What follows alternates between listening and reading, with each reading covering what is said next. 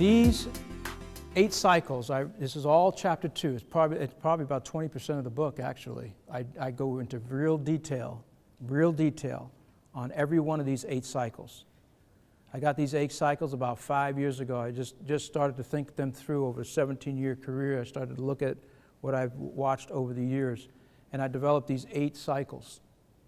And they operate in pairs, you know. So and it's real important to see the pairs of those things too, you know, because you know we all focus on the first one, which is get your brand out there and get brand awareness, right? Well, what people don't understand is, yeah, but brand awareness is is brand awareness, watch and learn, but brand attraction is come and see. Come take a look at what you are, and I deal with that in the book, so I'm not going to talk in detail. But then the next 2, assessment and assimilation. People are assessing your brand, and then they're either going to become a customer and assimilate to your brand, or they're not. These 2 work in tandem. And then, of course, you've got brand alliance and brand affiliation. This is when they are a customer. Here's where we lack. Once we sell them, we think that's the end of the road. No, there's 4 more cycles. Brand activation to brand advocate. Let me give you an example.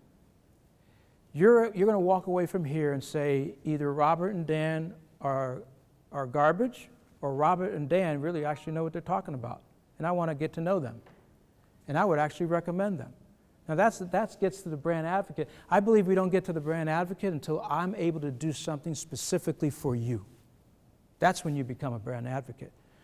And so when you go to the next one, you'll realize I talk about this in depth in terms of each of these different cycles and what type of phase, what you need to do.